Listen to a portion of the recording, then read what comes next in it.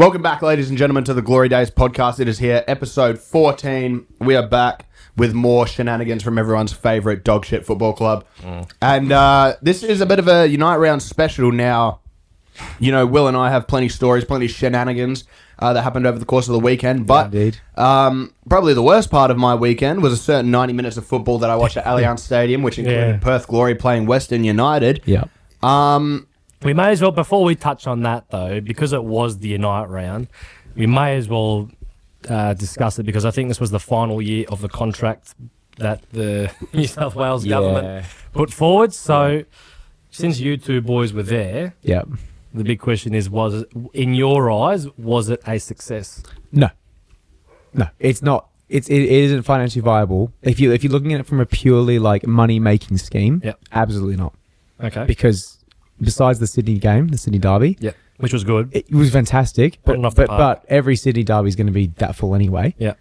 The stadium was barely close to being full for any of the other games. Because they reckon there was about 2,000 for the Glory West United game. But I'm like, well, where do they find the extra 2,000? But that would be 2,000 including both games, I think, because you get people coming in for the next game who weren't. I think the whole aim of it was to get like fans to go to other games that weren't necessarily their own clubs, but no one really did that. No, I mean, we did, like us as a group that we went with, definitely did that. But no, I mean, I was success in terms of like, was it for the people who went? Did they have a good time? Absolutely. If you went, you would have had a great time. If you got involved with the fan zone and you got involved with watching all the other teams play, it would have been great. But in terms of purely to make money for the league and for the New South Wales, was it destination New South Wales? New South Wales, I would be in shock if they renewed it because there's no way that they would have made money from it. Here's the thing, though, is that this is leaps and bounds more profitable than what that Sydney Grand Final. Oh, absolutely. And the whole idea that the league is... There's a very common misconception that the league would be losing money on these games. No, because Destination New South Wales covered this with the $4 million a year contract that we had in the deal. So anyone who thinks that the league is losing money by putting up a Soccer AM challenge outside Allianz Stadium, you're simply incorrect, fella. They're probably just losing credibility, though, when it comes to, if you're trying to advertise it to other governments or other sponsors to get involved with it, it's like, well, if they turn on a game, let's say they turn on our game or the Wellington-Melbourne Victory game, they go, that's like a lockdown game. So there's no one there. With all total for the whole weekend, how many fans? I think there's like 61,000. 61,000. Is that including both men's and women's? No, that's just men's. Just men's. So let's say 30 of those 61, because 30 went to the Derby. But let's say 30 of those 61, whatever, travelled. How much do you think? How much do you reckon you boys spent in the state? Because that's how they're going to recoup all their money. Oh, mate, I spent shitloads. I spent until you saw the retro kits. I spent at least $1,000 while I was there. Okay, well there you go. The grand times 30,000. Let's say. On average, everyone did it the same. But you've also got to account. You've also got to account accommodation. You've got to account flights. You've got to account all this other stuff into it. But even aside from all that, the attendance for the men's Unite round in January. In January. Oh, was it last year? It was in January. It was this year. Was 36,000. If you take out the Sydney Derby, it's 31,000. There's a gap of 5,000 there. But if you add on the Sydney Derby, which should have been a thing at last Unite round, and let's not ignore, there were two big games that they were involved in. All right? They weren't small fry games. It wasn't Sydney versus bloody Newcastle Jets. You know? Damn. Yeah, the F3. It was a big step up from the previous Unite round, which is good because it shows very clear improvement. Was it better organised? It was much better. Oh, yeah, 100%. I mean, at the end of the day, I think it's how much everyone spent in that state because they want to recoup. I know people that spent a lot more than what I did. I can say that. I think just on our accommodation over there for a room that we ended up splitting, Will ended up splitting with Jacob and Finn. Was what, 1,500 for the four of us? Was absolutely insane. And that was actually very cheap. Split 4 ways. Well, split 4 ways. But then you look at, other factors like we hired out a gaming arena to do some other content on on another night. That was what, $600 to do the whole thing. Yep. Then there was the retro kit stores. I know people that spent upwards of $2,000 on retro kits that weekend. I spent $500. Yeah. on Oh, retro wow. kits, So, I mean, yeah. I guess they'll only do it if the government extends their contract. I would that's say fair to yes, assume. but I also think there's other places that could definitely do it. I think we were talking about like places like the Gold Coast. Yeah. What stadiums would they use though? I mean, they have obviously with the Suns plays, obviously not ideal because it's more of an oval.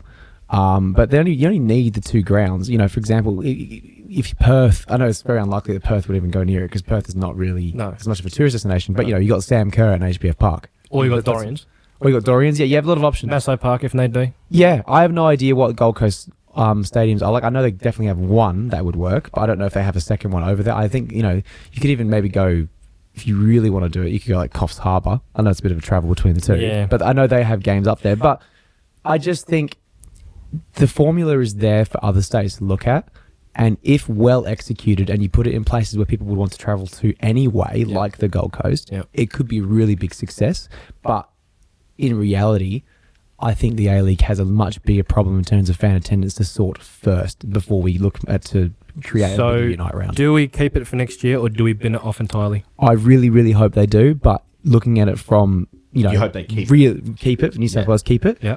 Realistically, no. Because I don't think New South Wales does. I don't think they're going to get their money worth out of it. Personally, I think they'll keep it, but it will be a much smaller amount paid. But here's the thing: I don't think that even if they spent $2 million, half of that, I still think the league runs it at a profit. Because I refuse to believe that everything that got put on, even though it was well organized, it was still very minimal effort. Yeah. I agree. Yeah, easy to set up massive. Yeah, exactly. It was put up and take down, and it was very, very easy. So I refuse to believe that anything got run at a loss to the actual APL there.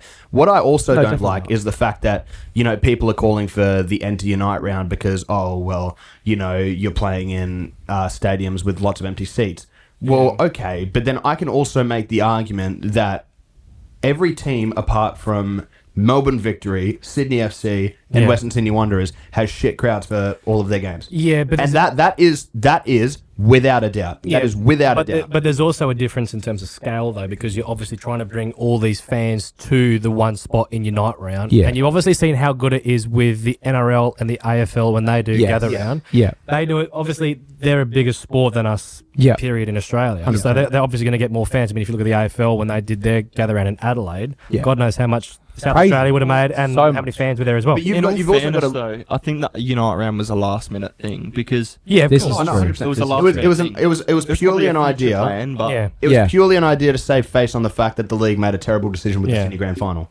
100%. Do we have the interest across the board for Unite round to be a permanent thing in the future? 100%. I would say if anyone is watching or listening to this that didn't go and they were considering going to it again, if it does happen again, 1,000,000% go. If you have the time and you have the expendable cash, which I know is hard during what we're going through right now, with a lot of people not having that kind of money, you can make it work for fairly cheap as long as you book early and you get, with your flights and your hotels. I kid you not, in terms of the amount of fun I had, even with us losing, to be able to engage with so many people that I've already been talking to on a daily basis over Twitter anyway, or even just being in like the fan zone and seeing 6 different teams and just having a sit down with them and having a chat, it was incredible to actually finally. I've gone to foreign countries to go. I went to England for 2.5 weeks to watch. Just did an entire tour over there, just watching football and playing against like academy sides and stuff like that with my school. I genuinely had more fun over the 4-day Unite round weekend than I did on that entire trip, purely because it's so refreshing to be able to sort of just interact with these people that you would never be able to. Anyway, interact with otherwise. Like we speak with all these people on soccer Twitter, and you'd never be able to meet them face to face. But Unite Round gives you that opportunity. Yeah. And the amount of people that I'm seeing saying, well, if they've been off Unite Round, you can just go and watch your own team's game. I got to go to Unite Round, and for the price of one trip, in which I would have watched one Perth Glory game and probably watched us fucking lose anyway, so whatever on the rest of my trip. I got to go watch a Sydney derby, which I probably would have never been able to do for the next couple years, at least until I get more money. Yeah. And I got to watch I got to watch every single A-League team game play. of that Yep. round, which is absolutely insane. And outside of that, I got to meet shit tons of people. I got to interact with a shitload of people. I got to film some awesome vlogs and stuff like that. Yeah. I had so much fun Even on that got trip. to talk to some players you'd never be able to talk to anyway. Yeah. Like, because all the players would come up to I mean, the I think fans it- at the I end of the think- game anyway. At the end of the day, it's good for really passionate fans I like agree. us who like the league as a whole Yep. and not just support your club, which there's nothing wrong with, but Yeah. I think there's not enough people. like Casual us. fans. There I probably isn't enough like ultra fans like that to be able to do it. But my other thing is, I hate how there's also this notion from a lot of very prominent people in the community as well that is trying to knock on fans that do that by saying, "Oh well, we need to get rid of it because we're not doing well enough with attendance." Well, we haven't grown the sport out enough. So if you want to, Is Unite round? Is it the way to grow out the game though? Unite round. I think it could be a good way to grow it out in certain areas. How can if I- you, okay, if you here's- put it in the Gold Coast, that would be I still believe Yeah. if you launched Unite Round as the first game of the season, and you put it in First game of the season. if you did it, Yeah. if you did it for one season to open the season, Yeah. and you did it in Gold Coast when you were launching a Gold Coast United team, if you brought it back into the A League, for Right. example, that would be huge to help launch the team. I think it would generate a shit ton of interest. Yeah. It would be very good for the Gold Coast government in terms of the amount of tourism. They've got like 6 or 7 theme parks there that generate massive money. That's true. Outside of that, you've got the beaches. Yeah. You've got nice, But I everything think, there but in I don't Gold think the Coast. problem is where it's being held. It's the level of interest from not just the passionate fans like Josh is saying, but in terms of the casual fans. Yeah. Do we have enough interest from casual fans that Yeah. want to spend that much? Like Yeah. you guys are members, right? Yeah. At Perth Glory. 100%, yep. Did you get any benefits from being a member at Unite Round? You get into the game for free. Yeah, free if you tickets. remember. Were there any other benefits? No. So what's something that the APL can make that they can do, in your opinion, if you were to put a suggestion members of clubs to make get Unite Round discounted better? accommodation and flights. That has to be a thing. Yeah. If Yeah, Unite that's Round's fair. going to be a success, and you're going to be able to want to not only encourage more casual fans to go, but you want to encourage more people to actually sign up Get for a club membership. memberships. Yeah, that's a you good need point. to give Yep. better discounts. Like even if it's stuff like you can get 50% off a kit at the kit dealers over Yep. there, or you can get a free token for a retro kit or some shit, or you can Or- go Incentivize it. go on the draw to win a cheaper fucking food, Isuzu something. Ute Yeah. or whatever. It doesn't matter. You have to give more incentives for people to actually travel. That's fair. And another point is, look, I understand the whole point of, we don't have enough casual fans. I seriously doubt that there are casual AFL fans and casual NRL fans, for the most part, that will go and travel interstate to go and watch. But more went to the AFL and NRL gather rounds though. That is true. Yeah. But they have a much more psycho culture. But they've got a bigger appeal think anyway. the I know problem they is- have a is that- bigger appeal, but that's because I think We're not football in there Australia- yet. Football in Australia doesn't have its own proper identity yet, and that's why I feel like a lot of people are getting pissed off at the concept of Unite Round, thinking, "Oh, well, we're copying, Yeah, 'cause copying the it's NRL, like saying- we're copying the AFL." Australia is one of the only countries in the world where any shit like this could actually work. Yeah. Like you can't pull this crap anywhere else in the world. You can't go to England and say, "Oh, we're holding all the games in London for 1 week." But are we? What's the point of But that? are we as the A League trying to run before we can even walk? In look, some aspects, That's a fair Yeah. argument in relation to crowd attendance, Yeah, like to crowd I attendance, because completely if crowd attendance across the board for all the other A League clubs, I'm not sure. I don't have the numbers on me, but I wouldn't mind knowing what the numbers have been over the last few years post COVID. Yeah. I think for me, if we want to bring Unite Round, let's say, into the future, then I think we need a much more healthier and stable competition, both on and off the field, so that the league's not only good state, but it's just more attractive for Yeah. not just your hardcore football fans, but casual fans where they're going, look at the quality of the games. Yeah. Meanwhile, if you're trying to advertise Perth Glory versus Western United as a game for a casual soccer fan that doesn't know anything about the A-League to go and watch, But here's another one. they're not going to want to do it. Here's another one of the problems, right? You can make that argument for casual AFL fans or casual You could. NRL fans and say, okay, you want to see the best rugby league in the world, you watch the NRL. You Yeah. want to see the best AFL in the world, watch the AFL because it's the only Yeah. place where you're going to see it. Yeah. You can't say to an Australian, if you want to see incredible soccer, watch the A-League. Yeah. Because while it's got incredible storylines, it's got passionate fans, and it's just so much fun to watch when you actually get invested in the players and the teams and stuff like that. You can't look at a European football fanatic, and trust me, we have plenty of them in Australia. But you can't look at them and say, oh, you know what? You should watch the A-League. It's great. Here, spend $30 a month on Paramount Plus, and trust me, you're going to love it just as much as you love the Premier League. Yeah. You're not going to do that because they're watching these world-class players doing outrageous shit on a weekly basis, and then you're telling them, pay $30 extra, and you can watch MacArthur versus Auckland finish 1-0 and have 2 shots on target the entire game for either side. I mean, it's not going to work. I only pay $6 a month because I watch ads every 30 seconds. Well, hey. Look, I think... I can't afford the premium, but... I think, James, you are spot on. I mean, we're better than him watching it on YouTube with a VPN. Fuck paying a cent to Paramount, the assholes. Look, when we look at it on face value and like the actual reality of why Unite Round exists, it exists because the A-League got it wrong with the Sydney Grand Final. Yeah, of course. Without that happening, Unite Round would not exist. I don't think there's plenty of learning points from it. But I think to save us from dabbling into Unite Round, we may as well dabble into. Move on. We'll move on to the main focus of our pod, which was Perth Glory 1, Western United 3. So the first game after the international break, where we were told by various people, we're going to work hard, we're going to get a lot of things right, there'll be changes, we'll see better performances, we'll see. Even Lazaridis said there'd be a different approach to the way in which we played. Yeah. Obviously, you two were at the game. Before we get into start with the positives. What positives are there? I would honestly say, I'm going to say Cammy Cook had a fantastic game. Yeah. But he played very well. But at the end of the day, I think that proves to a lot of people that just because you play Cammy Cook that's not going to fix half our issues. There's nothing wrong with Sale. No. But I still think, they're both great keepers. But I think that proves that we've got our issues isn't our goalkeeper, and I don't think it's fair to blame everything. What were your overall thoughts of the game?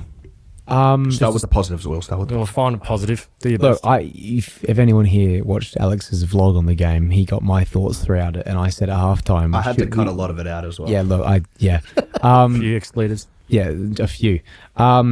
I said at halftime when it was 0-0 that we should be 2-0 down and we're going to lose the game. I don't care what happens. I don't care how many goals we score. We could score 2. We're losing this game. I don't care because we should be 1-0 down after the guy somehow. I don't even know who it was. Botic hit the bar twice with no goalkeeper in front of him. I was so confused. Ibusuki had a wide open header and he somehow blazed that wide. Botic had the save again when Risdon had the pass that got intercepted. So they realistically should have been 3-0 up, and I think it was 3 big chances to 0 at halftime. Yep. And then we get one good chance with Taggart and Osler. That was cool that we scored.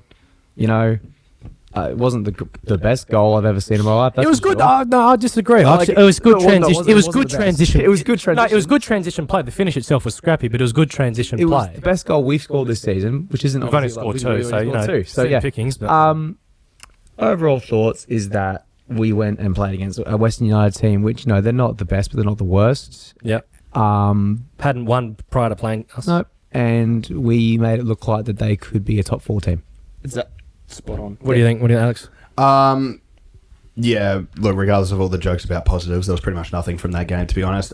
We were very poor. Except Cameron Cook. Hold on. I'm gonna make this claim here. For all the people that are saying, and Josh said it well, I refuse to even begin to accept the notion that the reason that we should be playing Cammy Cook is purely not to just get Ollie Sale out the club. Because Ollie Sale is just a better keeper and he's a better leader.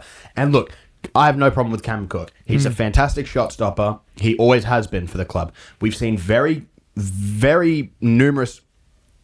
Bad English there, but we've seen numerous occasions where his distribution has been poor. Yep. His decision-making has been poor.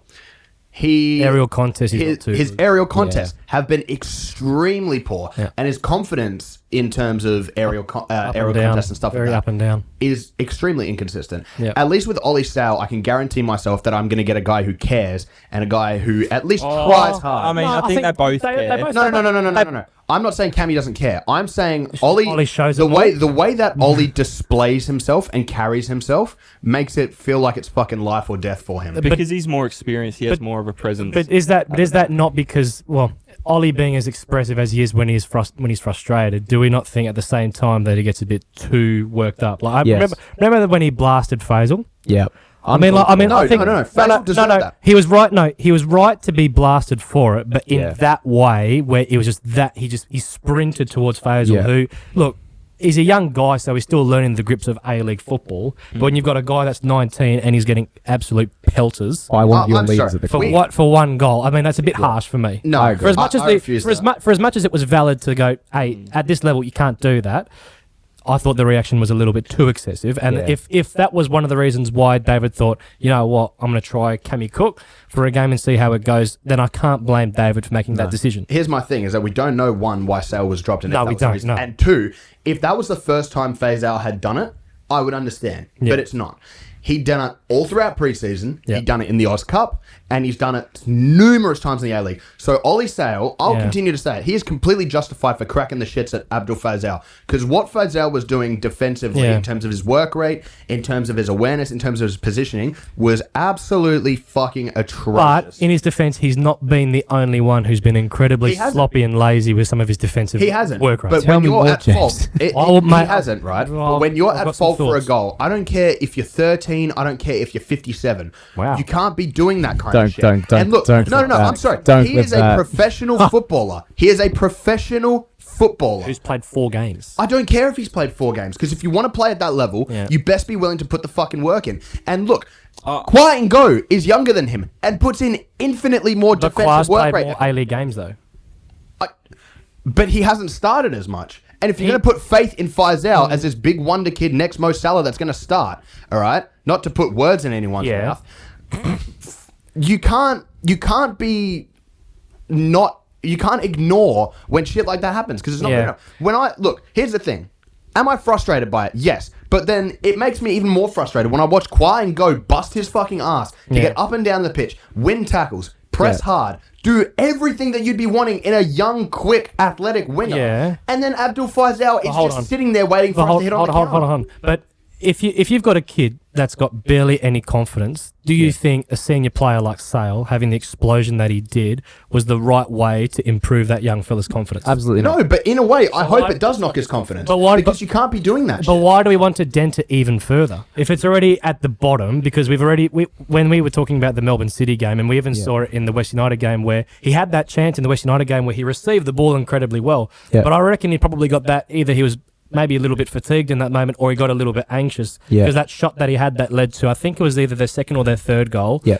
On another, a confident Faisal, I believe, smashes that past Matt Sutton and we're up 2-1. Instead, for that second goal, I know we're jumping ahead a little bit. I know, yeah. But it was the shot itself was a bit too tame, and then we got done on transition, and I might have heard over the sound effects mic when I was watching the game, one of the coaches yelling at Abdul to get back and track back. Yeah. So once again, what I'll reiterate is that as bad as some of the defensive efforts on Faisal have been, he's a young player. He will learn, but he's not the only one that's been incredibly slack with the defensive efforts. I think... Sorry, just real go. quick. The thing I've found, though, as well, I don't know if you put this down to fitness or confidence in the players or just the other team figuring us out. I don't know if you've noticed, we after we concede the first time, it just all falls apart. Do you think that's fitness? It just gets to the point of the game where we're... It's a mentality. It's a mentality issue because you've not won in 15. Yeah. No. And really? This game against West United we have not won in 15 games. Because you remember the Melbourne City game, like we looked good for the first half, and then after the first goal, it fell apart. Yeah, well, and the same thing I'd say the first 15 minutes were good. Taggart made the last half of that was not good. Taggart made a great point at the end of the Adelaide United game when we lost 4-2 at home. Yeah. And he did the post-match interview on Channel 10. He was filthy. And he said, we don't have that killing mentality. No. And it's like we got into such a lucky position where we were 1-0 up, which I'm going to say was excellent transition play. The link-up play between Kwaango, Adam Bulgaria, Adam Taggart, and then Trent Osler to finish. Yeah. All 4 of our attacking players were involved, and it was our best sequence of play, arguably, all season. I agree. I hate how you've just reminded me of Adelaide versus Perth, because I saw the Perth Glory tweet of last time that we were at Cooper Stadium when we not only had a Josh Rawlins goal in the 82nd, we had an Ollie Sale penalty save, and in the last minute to then concede off of a corner in the 98th. I nearly drove my car off of Canning Bridge. I was so frustrated. And you want to know something? What's even more frustrating is that I know for a fact that if we play again, we probably don't even score those 3 goals. No. But look, just to touch on Abdul Faisal, I don't hate the guy. I love him. No, I've seen the way that guy played in the Oz Cup, even against Dianella, against Melbourne City. in preseason all throughout. The kid is a gun. He does and have talent. I will refuse to have anyone tell me that he's shit. He's not shit. He's not. But Yeah. he has shown traits that I do not like, including laziness at times and refusal to immediately work back. He's slow to work back. And that can be fixed. Don't get me wrong. Of course, can. But I also don't like how people are using that as a reason to scapegoat against Ollie Sale. And I know you guys aren't doing it because I know you guys are just as, set on Ollie Sale as I am. Yeah. But to see people all over Glory social media and Facebook say, oh, well, Ollie Sale can't be saying that to a 19-year-old kid. It's just like, Nestri Irankunda broke into the A-League at 15, 16. If he did some dumb shit and someone had to... if Stephen Mork, for example, had to give him a go because he wasn't defending at 16, it's justified. Yeah. You can't play a professional game and be lazy. No. Yeah, but there's a big difference between Irankunda and Faisal. Irankunda, even before he left to Bayern, he was never starting games. He was in his full season.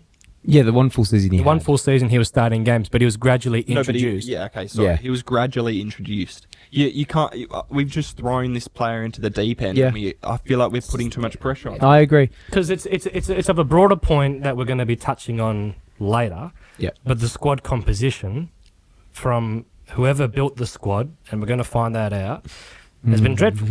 It's because I remember every time I see someone talking about Perth Glory, whether it be on some websites or even on what's that show that Thomas Sorensen and Archie Thompson are on? It's one of the A-League. It's like A-League analysis. Every time the host mentions Perth Glory, they all start giggling to themselves. Yeah. They go, "Look at Glory. We've got to talk about these idiots." Yeah, Everyone- but everyone that's starts also giggling before justified though, because it's like we are historically bad. Like, yeah, and somehow we're not bottom. We are currently the record holders for the worst start to an A-League season. I hate to say this, but at the end of How? Because we've taken over Western United's start because we've conceded more goals. Brisbane are below us. No, worst ever start in history. Yeah. Oh, at the end of every season, I think we've hit a because new they played bottom, one game but- less than us. Remember? Can you stop talking over me? What the stigma? What? But I think at the end of every season, I think we've hit a new low, but we keep going lower. Well, yeah. if I may just, It can't get worse, can it? It can. I've been trying to talk over. Go on. What's up? For the last 10 minutes about Ollie Sale, because I agree with. Don't touch me. I agree with you, James, on the whole thing about being a leader, which Ollie Sale is supposed to be.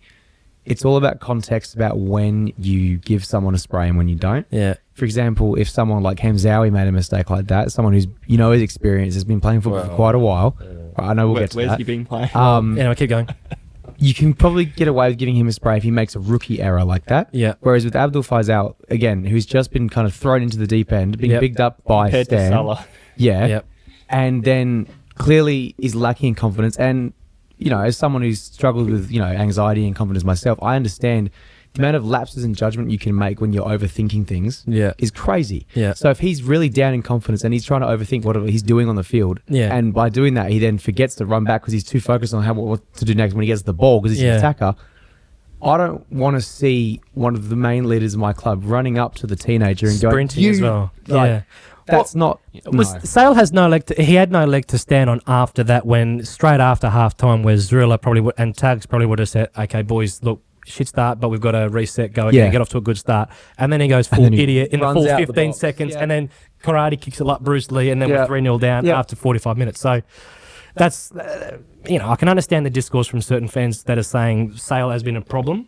In ways it has been valid, but in other ways he's been sought out to be a scapegoat. We're not doing the scapegoat thing. But just to touch on the team, we may as well start on the lineup against West United. So David obviously made a few changes. A lot of I think he made 5 in total. I think so. Sale out, Cammy Cook in, back 4 of Risdon, Bar, Kunga, Hamzawi, midfield 4 of Osler, Pennington, Gamulka, Kwaango. Yep. And then Hiroki Ayoma and Adam Taggart up front. What did we think of the lineup when it was announced pre-game? I had no confidence whatsoever. Alex? Me neither. It seemed like we had that lineup before, and then we changed it, and then we've changed it again, and it's just not. It wasn't working before, but we've changed it back to the one that doesn't work, and it's just confusing. I hate to do this early on, but the Hiroki Ayoma experiment I was has got to waiting stop. for this. Yeah, that's what I was. No. I mean, I'm sure Hiroki's is a lovely guy to have around the club, but this is a problem that we've got with our visa players. Yeah. I think there's too many of them that are not up to the standard that we need. Completely agree. And this comment, and look, if it's harsh, well, the reality is we've lost our last 15 games. Our visa signings post-COVID have been a disaster, bar a handful. And Ayoma showed, despite his willingness to run, that as a number 10 in a critical position, that he's not got what it takes to succeed at A-League level. No. And he was shown that by a young Adam Bulgaria who's barely played A-League football, who came on and looked excellent. It was the exact same as the MacArthur game. Yep. Now, the problem is Ayoma starts games, 45 minutes, MacArthur taken off. Against Wellington, 45 minutes taken off. Central Coast Mariners, 45 minutes taken off. And then this game, 45 minutes taken off. And there's a reason for that. David was asked this in his press conference, and he sort of fumbled around saying why. But I think we all know, look, it's not his fault. He's been put into this position by whoever's been signing the players and whoever's been constructing the squad to play such a critical role. I don't know why, and this was a comment that's been made by other fans as well. I don't know why we'd be giving visa spots to players from the NPL. I've got no idea. You've got to when your visa players come in. Actually, no, I do have an idea. Only Lewis Kunga can hold his head high in terms of a visa player that's shown why we went out and got him. I also refuse to. We wasted our money on NPL level visa players because what benefit does it have to us compared to if we were bringing an Australian NPL? If you're going to sign an NPL player, why would you go visa? Just go for an Australian, because 100% there's got to be guys that are at least equal talent 100%. to Hiroki Ayama from what we've seen at least. Yeah, because if you're gonna go to the NPL in New South Wales, signing young guys like Bulgaria, Faisal, Blair, Zach, I'm more than happy with that because they're young guys that you can build around, and already they've got experience in the young national team. I think Faisal was just over with the young Socceroos last week, which is a good achievement for him, and that's something that's positive. But again, our visa players, look, I fundamentally believe that bar Lewis Kunga, and look, I can't really comment on Christian Caicedo because he's barely played, but he has looked good. He's looked right. okay. But at the end of the day, our coach is under severe pressure from the media and from fans, and I believe he's been set up to fail because we've not brought in adequate visa players from the start. I think this again, when you talk to other A-League fans and when you see what they say and other experts in the game, they've all agreed that this is fundamentally one of the worst squads in the A-League. And I'm sorry if that's harsh, but that's just the reality of where we're at. It's true. Years we've done 3 squad rebuilds, and I've seen people comment on Facebook saying, "Oh, it needs to be something different this time because bringing in all these players isn't." I think you said a stat the other day, like we've 80 players of. I think it was we've had 65 players come in since the 2020-21 season and 85 go. You're joking. But essentially, it is something around that value in terms of total incomes and total departures. But it's like we've gone through that many players and that many coaches since Popper left, and it's clearly not working. Well, we've stagnated. We've either gone from 9th to 12th, from 9th to 12th, and now we'll do one better. We're not going to go anywhere. We're going to stay at 12th. No, we're going to go to 13. We're going to go. We can go to 13th. We'll get relegated if it stays this way when we get second division in. Let's go. Yeah. Hey. So I think we'll touch more a bit on the squad a bit later on. But in terms of the game itself, so we've obviously touched on the first goal. Again, I thought that was probably our only major highlight of the game. I can't think of any other major points that were positive from us other than that game. Look, I'll say quiet and go. You were mentioning it before. He's got to start more games. Yeah, he put in a very strong case to start as the number one left winger. And that's not shitting on Faisal. Ngo had a good game, and I think you've got to reward positive form just as much as you've got to criticise poor form. I agree. I thought Pennington played all right. I agree. Pennington did play well. Yeah, but he's not going to escape criticism for the second. There was one goal, I think it was the second goal, where he let it was the ball that was played in behind by Grimaldi, and then the cut back to Ibasuki. Ibasuki is one of the slowest strikers in the game. Yeah. Pennington's got a fair bit of wheels to him. Yeah. How do you let Ibasuki, who's scored God knows how many goals the last few times he's played Glory, get away from you and then be allowed to take a shot with no pressure on him? I want to also say this as well, and this is, some people might view this as harsh. Yeah. I don't understand Lachlan Barr. I don't understand it, bro. What do you mean? It's just not fucking good enough. What? How can you? Are you blaming him for some of the goals that we conceded, or Kanga was directly at fault for one of them. Kanga was at fault for was it the second or the third one where he tried to hit it? I think it was the third. Third, yeah. I just don't sense a presence from Lachlan Barr. I don't. The thing is, right? When I see a centre back in a lineup, I want to look at both of my centre backs, and I want them to make me feel some kind of way. Confidence. I want to look at my centre back pairing and be like, yeah, bro, you're not getting past that shit. Yeah. I look at Kanga and I look at he's an athletic centre back. Bastard. He's good on the ball. And look, he had a lapse in judgment for that third goal, yes. But he's been incredibly solid throughout the entire rest of the campaign. Lachlan Barr, maybe not the Western United game. I can't pick out an individual mistake. No. But the amount of times this man has gone in for a tackle and it's just piss weak. I think it was and he loses it out. The third goal, he went in for a slide tackle along with Taras Gamulka, and they both got sent for an ice cream. That's fine. I can forgive trying to block a shot and getting sent. But that's kamikaze defending, man. It is. Where's but the discipline to hold you? I know, but when you have two people expecting? going there, one has to go, one has to stay. That's communication. That's not kamikaze defending. What do you expect? He played three games last season. Okay, but first of all, he's an experienced centre-back who has experience at A-League level. He should be able to win a fucking tackle in the box. He's shown on numerous occasions. On numerous occasions. Someone will... And it's not even dribble around him. Players have dribbled straight at him, into his face, and he can't get the ball out of his feet to clear. He's incredibly slow with decision-making in terms of his pace as well. And look, he gives a good aerial presence, but I don't feel it from set pieces. I don't feel it from crosses. I don't feel it from anything. At that point, I'd rather we just give the start to Zach Lijalajski. I don't sense why... And look, Lachlan Barr is a fine depth option, all right? I'm not knocking him as a depth option. I think he's a good experienced player. He seems like a nice enough guy from what I've seen with the preseason. He apologised.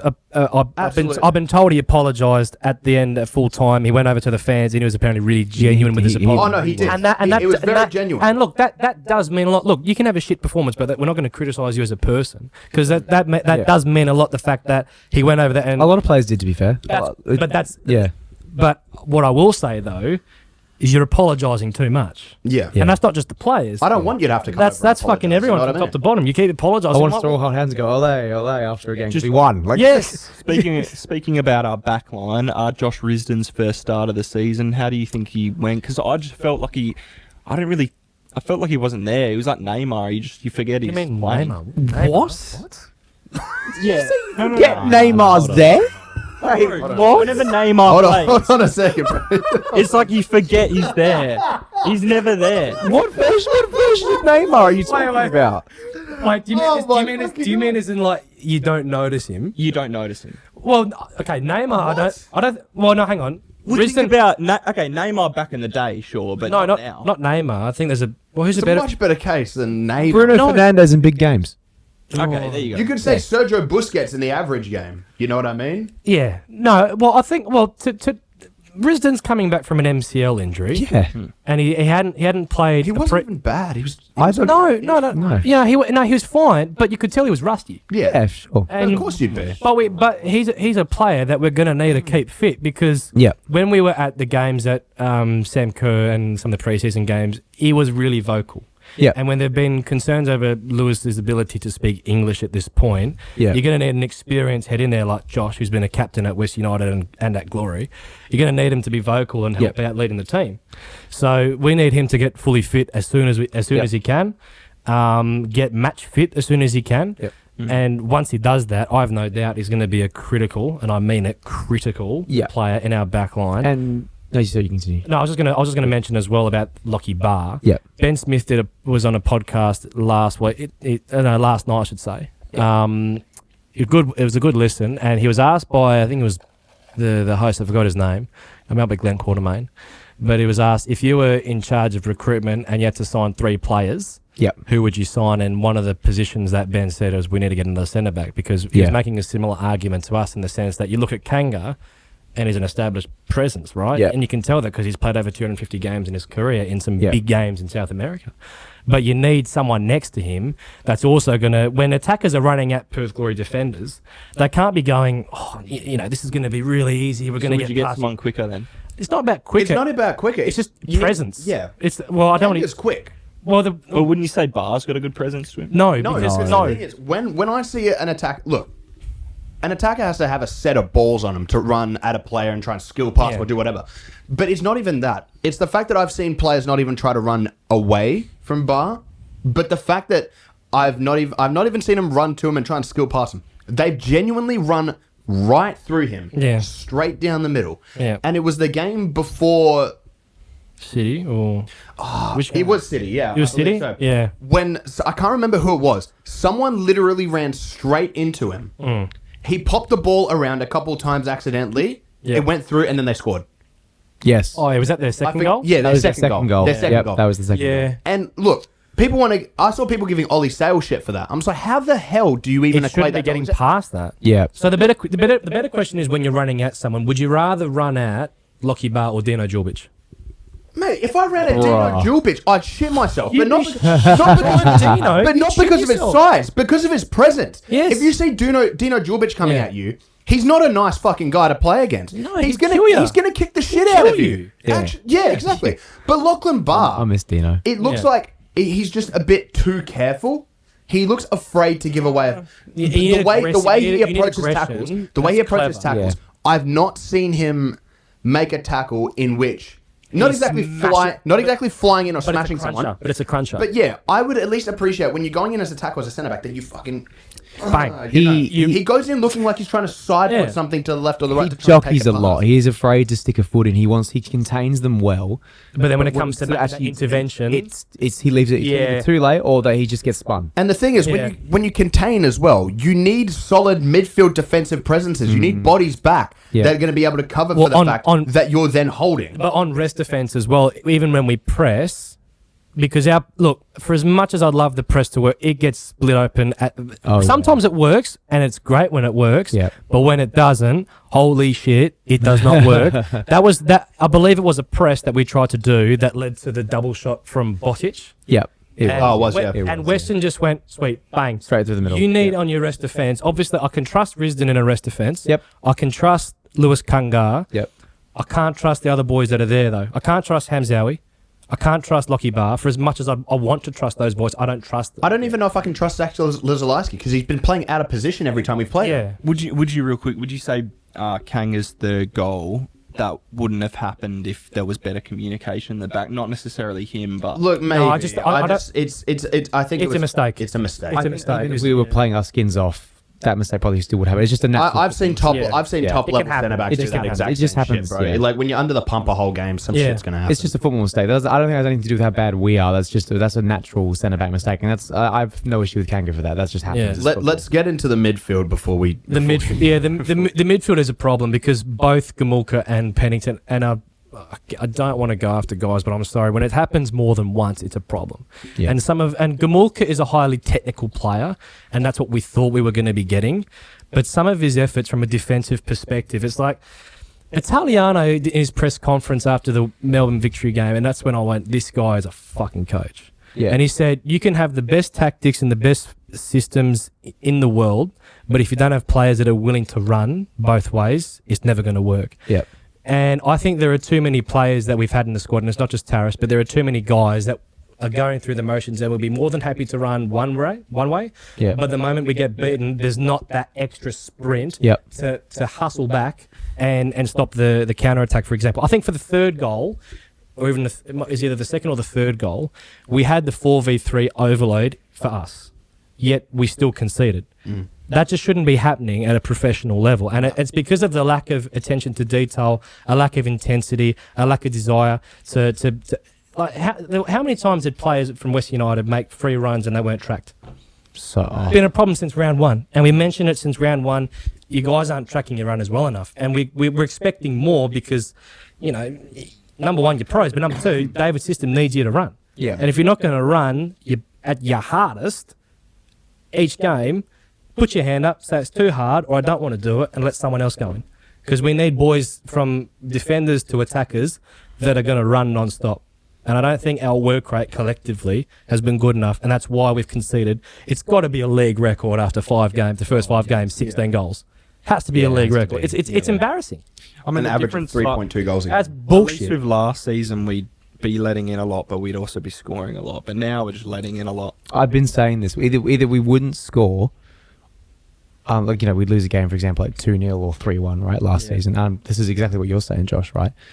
Is you would often last season under Stadge We'd be in the game. and the Taggart Kolakovsky link up. Yeah. You'd go home after a loss and you'd go, you know what? Yeah, we weren't the better team. Yeah, we probably deserved that loss. But it was entertaining. But We were competitive. We were in the game. there was like at least 2 or 3 shots where if we had converted, because that well-created chance we made, we would have been in the game. Yeah. Because you could go home with positives after not every game, but some games you go, like, you know what? If Taggart maybe missed, because Taggart had a couple of sitters last season, which happens all the time. And you're like, okay, yeah, if he just converted that one, or if Kolakovsky had just done, then we would have scored. But this season, it's like, or maybe if we did this pass to here, and then it doesn't. There's no chances to go back and look. Oh, if we just converted this, I agree. Big chances. We've mentioned the stat from the first game. Oh boy, you've seen how many we've created after see 5 someone games. at the bottom. Do you want to just guess how many big chances do you think we've created in 5 games, Josh? Oh, Big chances. Big chances In 5 games. Yeah, statistically, how many big chances do Say like 10. you've seen it? What do you think? 6. You ready? 2. We've. Were they both of our goals big chances? I think so. No, they wouldn't have been. One of them- Bagaris' one was. No, sorry. The one that Trent Osler's one was a big chance. And But the we've other only- one would have been, I think, Pennington's header. Yeah, against Wellington. What probably about Taylor against O'Neill? Wellington. Remember No, Brandon that's, O'Neill? but how they that how was a they, big chance. no, but how they value big chances. So we've created 2. Second last is Brisbane with 6, and then Wellington with 8. I would have thought we had more than that because there was that game away from home against the Mariners where Pennington just had to keep it on target. We probably would No, have. it would have been Blair actually, 90th minute when he was played through 1-on-1. Yeah. And hit it straight at the goalkeeper. There's a few chances I think of. That where was I'm it. But again, we've mentioned this so many times, and I'll keep mentioning it till I'm blue in the face. We cannot create chances to save our lives. Good quality, high value chances. No. Like you're getting fucking Taggart shooting from outside the box. Yes, the dude's a weapon. You can put him anywhere and he'll score. and he's still But in he- your corner too. Yeah, but he needs to be getting better service, and Yeah. we need to have better attacking play and better principles of play Yeah. when we attack. So that we can actually create chances for the best striker in the A League, as far as I'm concerned. Okay. Yeah, we don't, and that's a problem. I feel awful from Hey? I feel so bad for Taggart. Well, you can see the dude cares. Yeah, I feel so bad for him. He's a Perth boy. He would have watched our games growing up, and we all love him. And it's like, bro, you don't deserve this. You don't deserve this. No. You didn't to have come back from the career that he's had in Asia. Yeah. To come back to glory, and he's had to deal with some of the shit that we've dished Yeah. up as a football club. I wouldn't blame him. I feel He's in so the bad. last couple of years of his top. He's in his prime. Yeah. He's in his prime right now. And this is what. And he's been not even. surrounded by this crap. Oh mate, it's I wouldn't blame him if he left in January. Like So- I know we don't want him to, but I wouldn't. I Blame wouldn't him. blame him. I don't think he will. No, but I would not be upset with him if he said. so- that. Trent Osler, I'll at least give some credit for Yeah. for his I thought he work looked rate. decent. He looked okay. Osler. I still think that it was a poor decision not to. Is Doggy Carluccio injured? Yeah, what happened to Doggy? He was just not in the squad. That's crazy. I don't know why. Because aside from, I think Doggy's probably been our most consistent player Yeah. throughout the season so far. Yeah, him, And look, Kanga, it's not yeah. saying a lot because we've been dog shit. Yeah. But him and Kanga are the 2 players that I can at least look at every game they've played and draw somewhat of a positive. Yeah. Yeah. And Doggy To not even have him in the squad is outrageous. And back to James's point, when you've got a full squad of players who don't really like to run both ways, Doggy's exactly that type of player. Exactly. Doggy would bust his ass out. Yeah. Every Front and game. back. If I Yeah. put Every Doggy game. at CDM, he'd probably He'd do a job. He'd do it. I'd put him at centre back. He'd do a Well, job. he'd I'd do probably put him in goal. He'd do a job. So here's an important question, because we mentioned it after the Wellington game to a point. But do we have enough good players across the board to not only be competitive but win games and try and make the finals, which was the goal that was set by everyone? You know the going into answer to season? this question. Say it. Say it. Do we even No, have we to? don't. Do we Awful. Hey? Do we even have to answer? Look at our results. I know, but I'm just. But it's like There is no amount of tactical. We suck. Sorry, my apologies. My voice is still going from the Yeah, weekend amount of yelling I that's was right. doing. There is absolutely no way that we have the depth or the quality that no amount of magic tactics from any manager is going to save us. Not even Carlo Ancelotti himself could do anything with this team. I'm going to read out a quote Yeah. that's going to make you potentially a little bit pissed off, or I'm not sure how you're going to react. Who's it from? It's from our CEO Anthony Radic. Oh, yeah. After the Wellington game. Oh, yeah. He was on Wide World of Sports, 6PR, Adam Papalia, so not your dad, but another Adam, another Pap. Well, hey. One of his cousins. One of them, yeah. Adam, He should be back doing commentating A-League games as far as I'm concerned. But he said, it was in relation to marquee players. Okay. He said, yes, we love a marquee. Yes, our ownership has got the ability to bring in a marquee, but in terms of long-term sustainability, I'm not sure that it's necessarily been proven to be effective if you look back on the league. So again, we're not discounting it, but our path is about developing that pathway for West Australian players. He also mentioned that look at our squad. We probably got around 15 to 16 under 23s. Half those guys are local, half those are interstate. I think the future is trying to develop those players, which will take a little while, but it'll need patience. But I think from a resale point of view, also in terms of value proposition for the club, that's probably the way forward. But I think if you look at where the league is and the club is at, if you look at what happens to all the clubs in the off-season with the cut distribution and the like, whilst we all want to see big names and what have you, I think we need to be a bit realistic in terms of where the league's at, where the club's at, etc. We can develop local players that people can gravitate around and support, and I think there's a want and a need to see young local products succeed and people get behind them. So essentially he's saying, I could buy a Ferrari, but I decided to settle for my Honda Civic because I want to be better for the environment. But you're right. Yeah. Honestly. Yeah. Yeah, I could buy a Ferrari if I mortgaged my house. Yeah. So this is the thing, right? Just admit you can't afford a marquee. That's the greatest analogy I've ever heard, bro. But that's the thing, right? It's like the thing for me is that there's been budget cuts, but like look at what others like. I did a tweet about it, but Auckland, right? So they've been around for next to no time. Yeah. And yet, they've got a billionaire owner, but we are owned by Ross Pelligra and the Pelligra Group. Yeah. Self-proclaimed big business. Can I just say as well, right? I know I'm supposed to be pissed off by that quote there, and I understand why. Yeah. But at the same time, I'm genuinely just happy that someone from the club has at least given us some insight as to the thought going on behind this. I should be pissed off by the fact that the club is saying we want to look towards young players when we're already going through this shit. But the thing is, Radic isn't even wrong about marquee players. It's just the only reason we're so desperate for one right now is because the rest of the squad is so poor. And I'm not even mad because at least he's coming out and saying something. He's wrong in saying that the marquee strategy isn't successful. It doesn't work when it's on because two of the best players that the club has ever had in Diego Castro and Bruno Fornaroli were successes on and off the pitch. You had fans gravitating towards those players. You had young kids saying, I want to get a photo with Bruno and Diego. I want to get an autograph. I want to get their jersey. I want to go and watch them play. What about William Gallas? No stuff. Okay, look, it's not the perfect. It's not a perfect strategy, but if you do your scouting correctly, which is the point that we're going to get on in a bit, big name players are still unproven. No, but if you do your scouting properly and you try and sign a player that's going to elevate the team, then the fans will gravitate towards these players. So that's what the fans.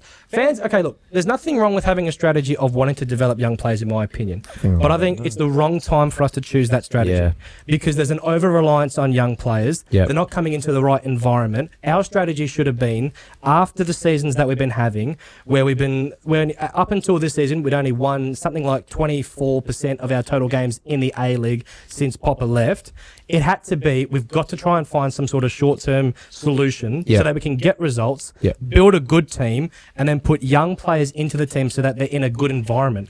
If you're going to put young players in the environment that they have now, their confidence is going to get shot, their development is going to stagnate, and they're not going to improve. They don't even have to be marquees. Like, look at what Sydney's done with their. Imagine if we just quality players like Leo Senna, their attacking midfielder, Wahim. Even if we brought him like them. So it's like the concept of, when, I don't know how you guys learned to swim when you were a child, but you know how the whole thing, you got to push your kid in or drop the baby in the water so it learns to swim, Single swim, right? When developing young players, similar to the single swim concept, you do it when you're surrounded with a good environment, like you said, with experienced players that can help bring up quality players, quality experienced players that can help them. You don't drop them in and then leave them there to drown and expect them to be able to save themselves because they don't know how to. Come on, you can swim. Yeah, no, I can't because I've never done this before. You do it in a kiddie pool with a teacher and you don't throw them off the side of a waterfall. So you don't develop Abdul Faisal by saying, here, Mr. Next Mo Salah, apparently. Here, have the starting spot. But when it goes wrong, no one's going to back you up and you're not going to be in a good enough environment to have people to help you. That's it. And that's his environment. You're ruining the setup. So, no, I completely agree. And with that whole quote about the whole, we've seen with Marcus, this is somewhat correct, but only when it's like these massive players who are in there. Sturridge didn't work and Gallas didn't work. Yeah, 38-year-old blokes or whatever from the Premier League who are injury prone. Oh my goodness, no way they didn't work. But good scouting. Yes. So this is going to lead me into my big point, Lazaridis. So we did our poll on YouTube. Yes, it's not.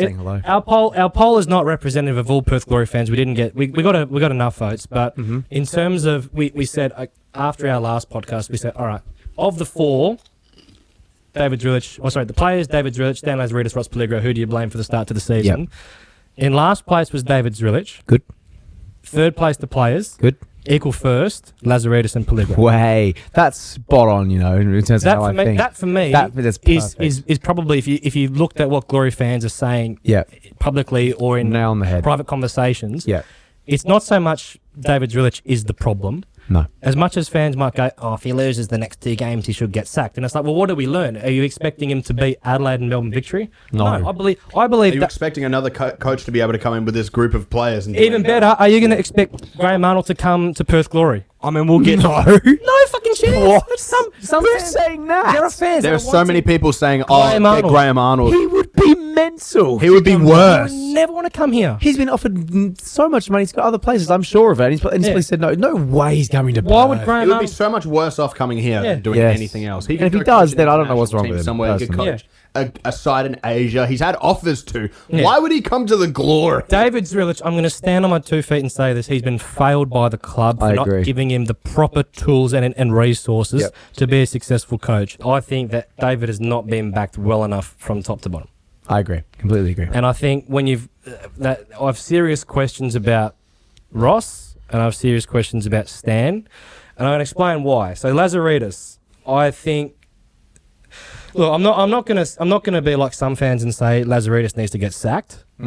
But what I will say is that I have serious concerns about in the next few seasons at least, or at least the next transfer window, his ability to bring in top players or the players that we need that are going to get us to the very top. Yeah, no, I agree. I mean, I really would like to know what the hiring process of Dave was and what he was told. Of Stan? No, David Zrilic. The hiring process? Yeah, why would he was told. Okay. Well, I reckon he was told. Because why would he want to join us? You will be the next Jurgen Klopp. Why would he want to join us if he knew that we're getting the players that we're getting? And well, we probably sold him a dream and said, we're gonna do X, Y, and Z, and then once he's walked in the door and signed the contract, we've gone, psych, we're not doing that. Never mind. Yeah. Yeah, we're not signing these WoW players. We're going to sign our own WoW players. Because it does make me wonder. With someone like Dave, and they said he had they had other clubs chasing him, and why he want to come to us specifically. He must have been told something. Yeah. All that money, there would have been money. a reason he came to us, and we must have promised him something. And I wonder if you think we'd be giving Zrilic a lot of money? Have you seen the signings we're making? And you think we're going to give Zrilic a lot? But then why else would he come, man? Because he was sold a dream on getting. He came on a pay cut. 100%. He would have been sold a dream. He would have been sold a dream on being able to head his own rebuild at an A-League club for his first managerial gig after coming out of assistant coaching at Red Bull. Yeah. Obviously, he would have picked this project because I don't think Victory. I don't think Victory would have let him have been as hands-on as he would have wanted to be. That's what I'd assume. But who's making the signings though? Oh, Stan. Whoa. So in that case, Stan said. Look, I've got quotes. Either this man has the worst verbal diarrhea I've ever heard, or he's making the signings. Because no way do you have your own manager make the signings and then go out and say the kind of shit he says, where he's very obviously putting the neck on the line, his neck on the line for someone else's signings. Yeah, he has to be doing it. If he's not doing it, he needs to come out and say it. And why is he the only one coming out in press conferences or interviews and saying, we're going to be signing more players in January, don't worry. If he's not doing it, then someone else would be saying it. Yeah. Well, he said in an interview on the 30th of April, or the 29th, he said if he gets the players that he wants, we will be competing next year, like really competing. I think that not only that, but the thing that's annoyed me the most with these radio interviews, because I listened to all of them, was the one, I think it was before the Wellington game at home, where he said, "We will win." Yeah. That really got to me, because essentially I've believed so much in this club, and I always will, but they keep letting us down. Yeah. And it's like, unless you're 100% confident that we will win, don't say it. Or you're going to make WoW signings, actually sign WoW players. I actually reckon this can all be fixed if we just sit the whole squad down in a room. We just get them to watch Remember the Titans together, and I reckon they'll fix absolutely everything. Just win all of our games. Sure. You go on. Unfunny. So I hear what he's saying, right? Yeah. And you know what? Maybe he's telling the truth if we get all the players we want, right? Because, I don't know about you guys, I would really like to date Ariana Grande. And if I can really date Current Ariana Ariana Grande. No, pre-Botox. Pre-Ozempic. whatever, it's just an example. Don't deep I don't it. think we can say Don't deep it. Mate, it's right? 2024. Let's say they have this list of really high profile players, right? Right.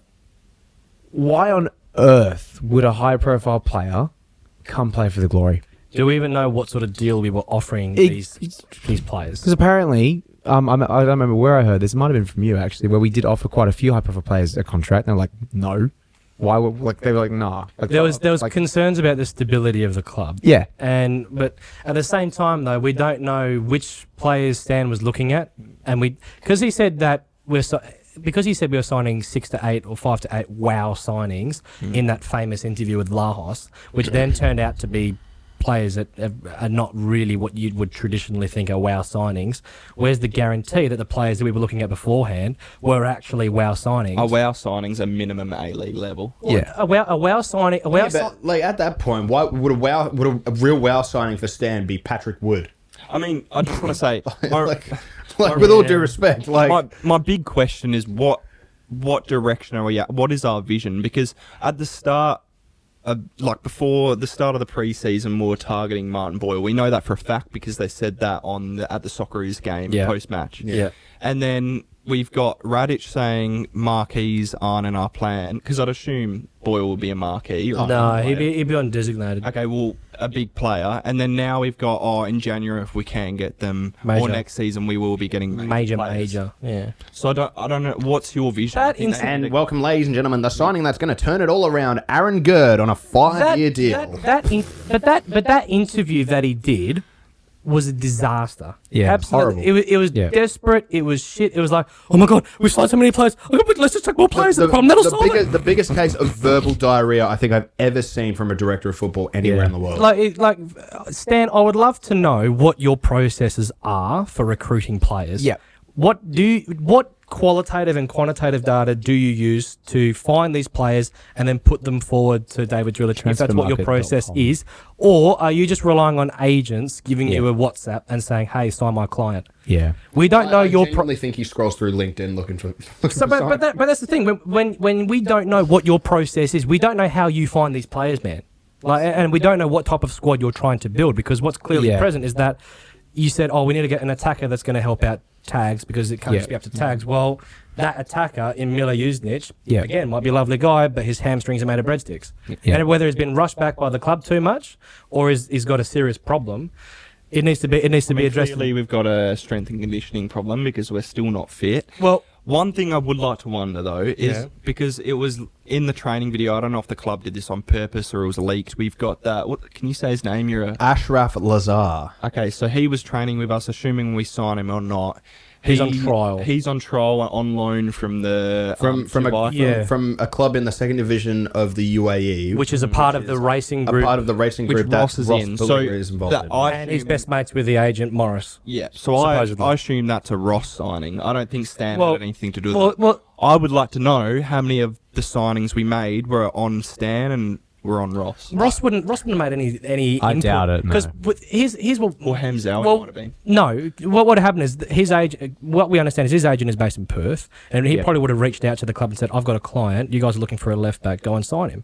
Yeah. But what my question is, Ross Pelligra, do you give a shit about the club that you own? Yeah. Because we understand that you're based in Melbourne, you're based in Catania or Italy or overseas, yet we never know when you're in Perth. Yeah. And if there are people that are within the club that don't know where you are, along with us fans that don't know where you are, that's why we started the hashtag Where's Ross. Yeah. That's why I did my my piece where I basically did the message to Ross Pelligra and I put those questions to you because I believe you're essentially treating us as a side asset so that you can use the government or whoever to get a bit more clout for your projects because Pelligra Group have projects all over Australia except Perth. I'm an Italian, and even as a fan of no, hold on. He is an Italian, right? Yeah.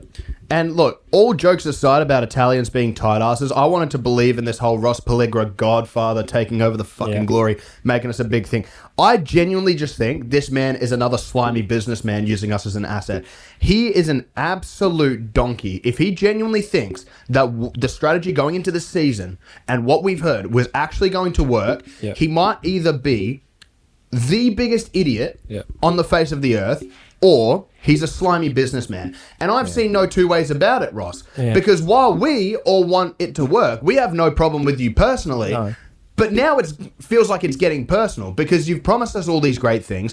We've invested all this money in memberships, in time, merchandise, in all this fucking work that we do for the club on the podcast and on social media and shit like that. And look, we do all this shit unpaid. We pay you to be able to represent your club. We fork out a lot of money to go travel. Exactly. You guys travel thousands of bucks to Unite round. Pretty much all the money in my bank account to go to Unite. If Glory weren't playing in Unite round, I probably wouldn't have gone. I forked out pretty much all the money in my bank account to go watch that dog shit. And then I have to sit back and listen to people like you and Stan say, no, don't worry, guys, it's going to get better. But not even that. We don't even hear from we don't hear from Ross. So on behalf... we hear behind the scenes like, oh, Ross is not happy. Well, fucking, he can say something then. Well, here we go. We've got some questions that we've collaborated with the Glory fan as well to ask Ross Pelligra on behalf of the Glory Days podcast.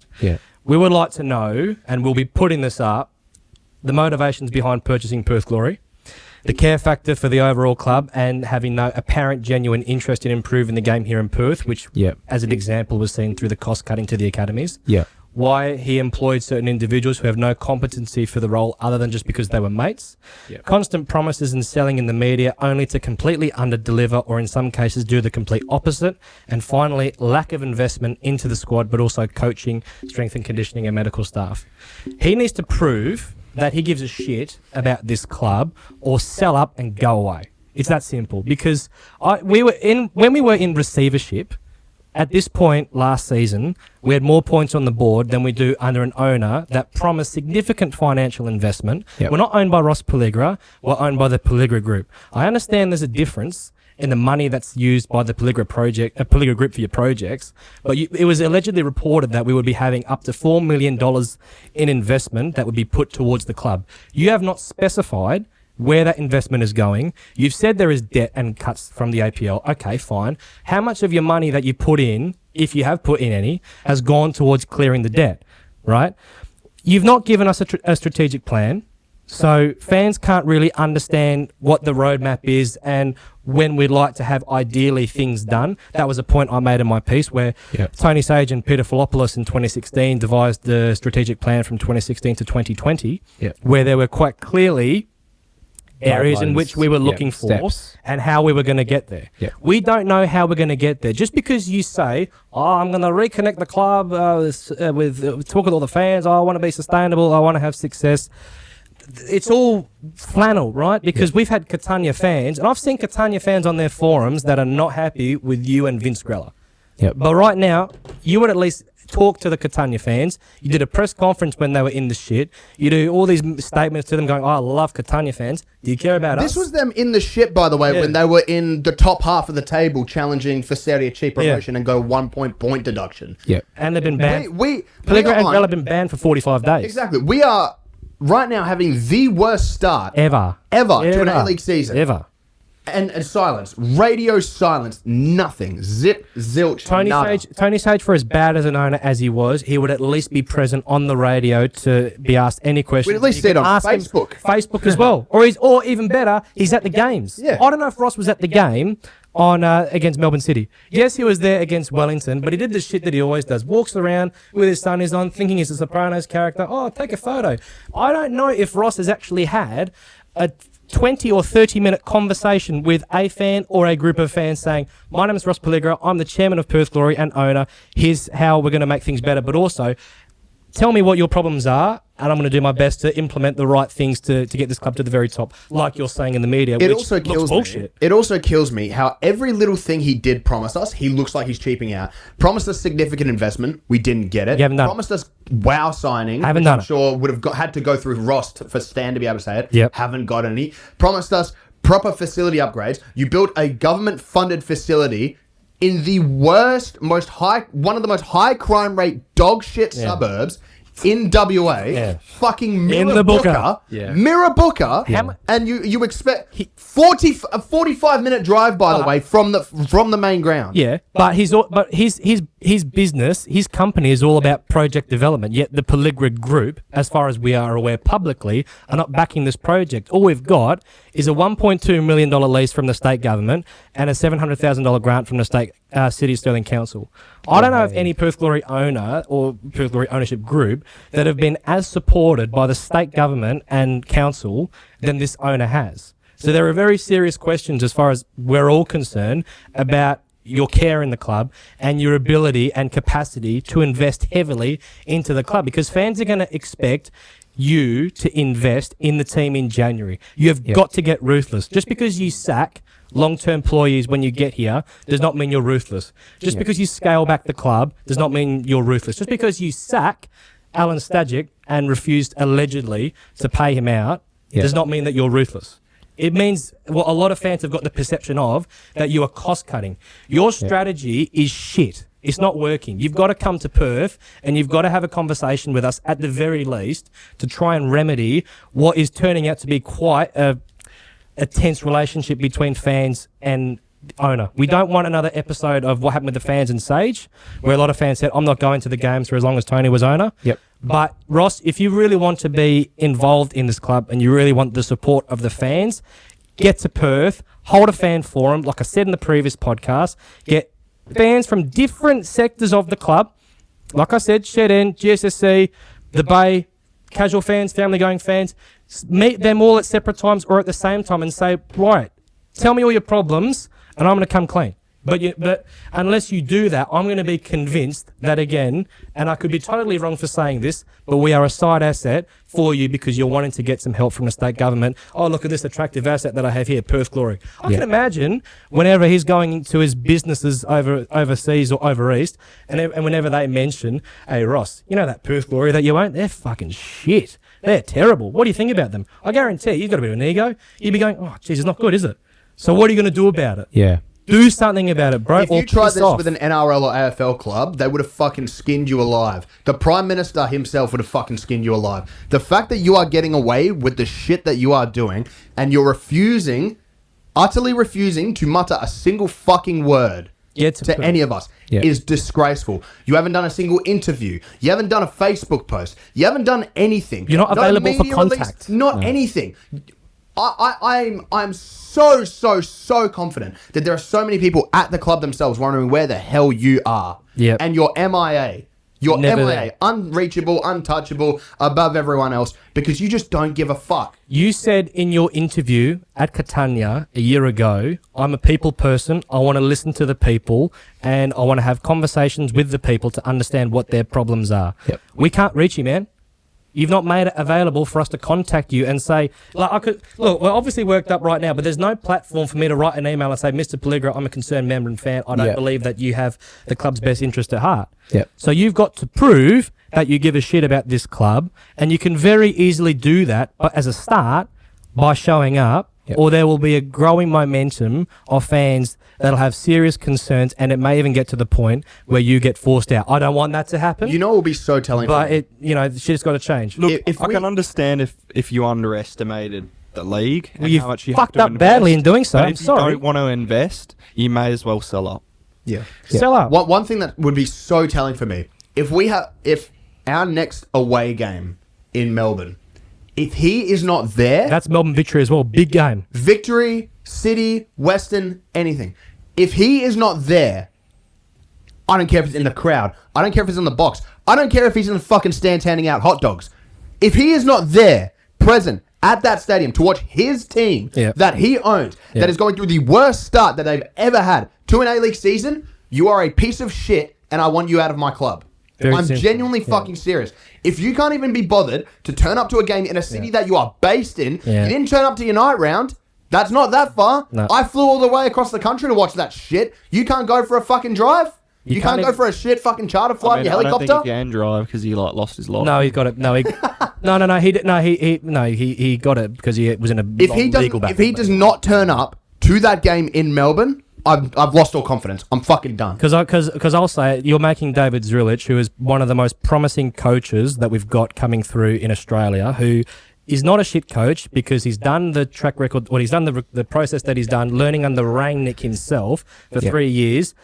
Got the experience in Italy, Belgium, United States, Sydney FC, Germany with RB Leipzig, like that, and he's come to us, and we are making him look like he couldn't even motivate a group of under 10s to play soccer. Yep. You're making a promising coach. He clearly wants to do well in his first gig, look like a fucking amateur, and I'm desperate for David to succeed. I'm desperate for anyone that walks into our club to succeed because of the shit that we've had, but the excuses have run out. There's no more patience. He's got to show that he cares about the club.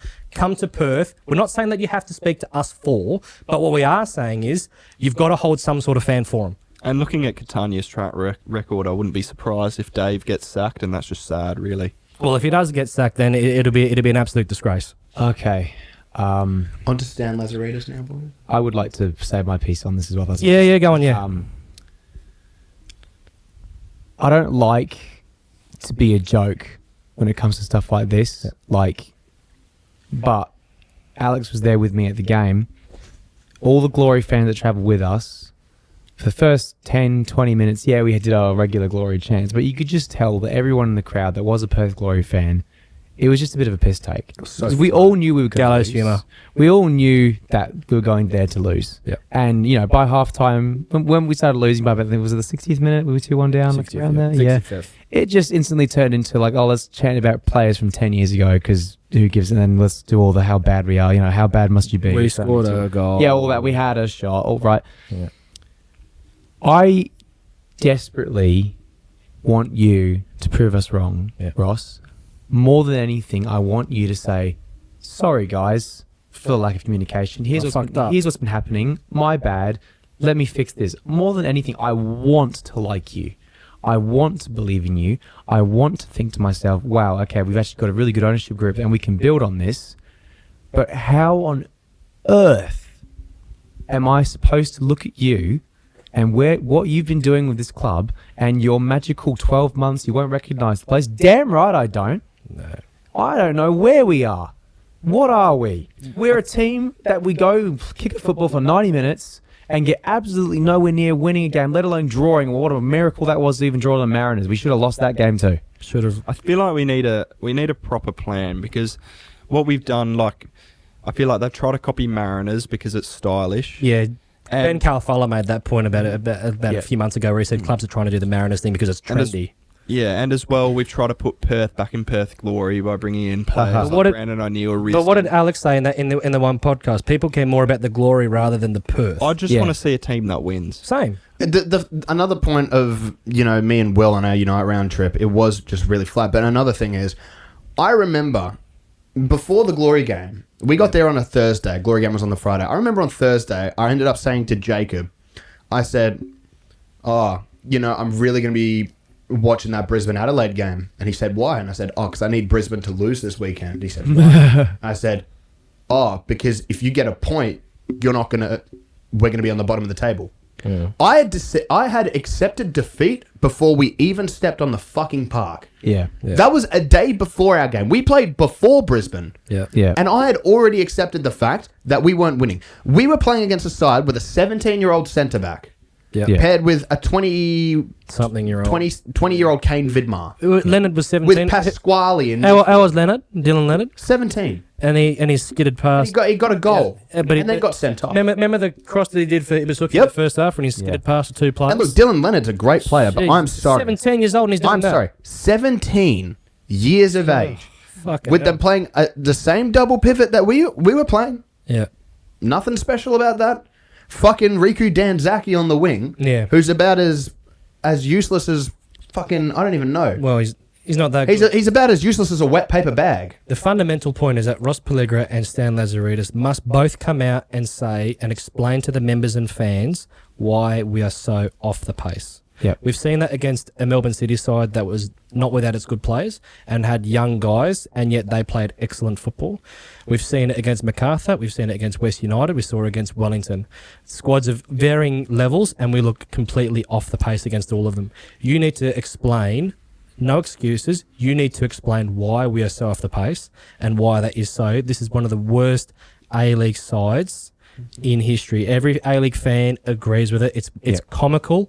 It's embarrassing. We're sick of it. I'm tired of it. I'm tired of coming on this podcast and slamming the club. Like we said, we'd much rather be in a position where we're saying, how good are all these players? I love an owner that gives a fuck and a coach that's doing really well and a director of football that's setting the standard for everything from top to bottom in terms of our football operations. But I can't say that with what we're seeing right now. And if David is saying, or people are saying we're doing changes behind the scenes, stop that anonymous crap and tell us what you're doing. I just want to add real quick, I would have appreciated it if Dave at least somewhat apologised in his post-match interview. I just felt like he said the same stuff he's been saying every other week, that we're going to get better, or he apologised once, just give us time. Or one game he did. Yeah, I think after the MacArthur one. But David, well, just as a thing for David, I just say, look, create a siege mentality, get us all on board, and don't be afraid to be a bit more vocal, emotive in your press conference, because fans watch it. It's not like a throwaway bit that... No, we all see it. We all see it, we all hear about it, and we all read it. And last thing I want to hear from anyone involved in this club is I'm sorry, because it's like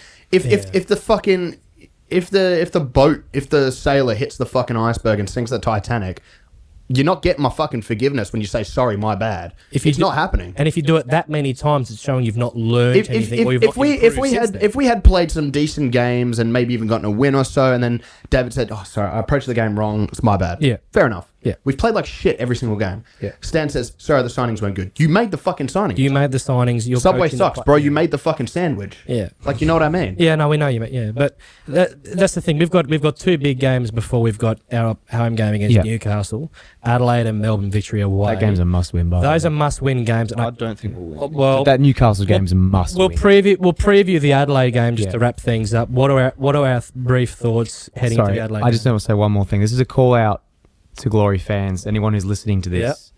If nothing changes with Ross and we don't hear anything and it's just radio silence for the rest of the season, I know in the past we've as a fan base, we love to have a scapegoat. We love to have someone we point at and go, yeah, you're the reason. We've done it in the past. We did it with the whole Keogh situation. Sure, that probably was his fault. We've done it with Tony Sage. We've done it with managers. We've done Get the tifos out. Yeah, we've done this before. Yeah. Do not make Dave your scapegoat. Do not make Ollie Sale your scapegoat. If we hear nothing, make Ross the reason why you're angry. It is his fault. It is no one else's fault. If he says nothing else, it is his fault and no one else's. Shed End boys in the Bay, message to you, get your tifos ready. Yep. This is ridiculous. Start doing them. Start painting them. You guys do a good job. Both of you unite under the same message. Please. Ross Pelligra. Please. We get there's infighting, but you two guys... Everyone, we all care. We all want the same thing. We all just want. If you're going to point the finger, point it at our stinge of an owner, and it's showing that he doesn't want January, so we got the chance to change. Yeah. So Adelaide, what do we think? How many goals do we concede? What do we think? Do we have can we? What's our best way to beat Adelaide in a realistic sense? I don't know. Don't play the team. The thing is, I watched Adelaide against Brisbane. And if I was looking at them, and I was looking at last season's Glory squad, I'd say, I tell you what, lads, we've got a real chance to beat them here. Like, they didn't look that impressive. They conceded some stupid chances. They were doing some dumb shit. I look at the way we're playing now, and I say, they're shit, but we're more shit. We are incredible. Adelaide are currently second, and they've played one less game. Third, I think. Third or fourth. You cannot possibly outshit the Perth Glory right now. No. It is not physically possible. If you said to me, like, Adelaide United, I don't care what the home record's been like. No matter what team you are, Adelaide United at Cooper Stadium is always a threat. I don't care if you're first, second, or third. Doesn't matter where they are. It's the Adelaide crowd is always fairly strong. Yeah. I would be shocked if we score a goal. I would be very shocked if we concede less than 3. Well, all I'm going to say to the players, this is a great challenge for you, because you've got a lot of fans that think either yourselves individually or collectively are shit. Yep. We've not won away from home since January 20th against the Western Sydney Wanderers. Yep. This is a great chance for you guys to go over there and do the unthinkable. That should be your motivation throughout training, on the plane, on the bus to Adelaide. That is something that's got to motivate you guys if there's nothing else. Yep. And for the Glory fans out there, I don't care if we fucking turn up at Adelaide and win 6-0. If Ross is still not fucking giving us a word, I'm pulling out that banner. I'm saying, what the fuck are you doing? Pelligra out. I'm already there at this point. I'm sorry. I'm teetering on the. You can, Ross. You can change it by having a meeting with us. But at the moment, man, I don't want If to. we hear nothing else, then what are we supposed to think? Because this isn't just this season; it's the end of last season too. You got to remember that this isn't just we had a bit. This is continuing on from the awful, disgusting end we had piece in of last shit season that was last season. Yeah. Yeah. What are we supposed to think? Back-to-back wooden spoons. We're going for 3 in a row now. I get Tony was involved with some of that too. Yeah. But when you have zero communication with us, what do you want us to think? Yeah. What genuinely? No. And if this is the only thing you're going to say to us is, well, here's what I want you to think, then go for it. At least it's better than nothing. Yeah. Seriously, dude. Like, okay. At least tell me what you want me to think so I can tell you to go fuck yourself and making me want to think it. Yeah. Anyway, score predictions. Adelaide. Go for said 4-1. 4-1, Alex. Even I like to remain positive, lads, but I don't even. Go on. You know what? I'll say if we can create 3 big chances, I will go home fucking ecstatic. But I still expect us to lose and lose confidently. Score. I'm not going to give a score Will? because I don't think that 3-0. warrant it. 2-0. 2-0. Okay, fair enough. All right. So we may as well wrap it up. Yep. If you've tuned in for that long, God knows how long we've been going on for. We've been Quite a while. rambling on a fair bit, but there's been a lot that we needed to get off the chest. And like everyone's been wanting for fucking months now, can we get a response? Can we get some change? Can we get some positivity? Because I'm sick of this negativity. We'll link the podcast Gmail if anyone wants to get in contact with the club. I'm think that's in our fucking. bio. Hit as Ross well. Pelligra.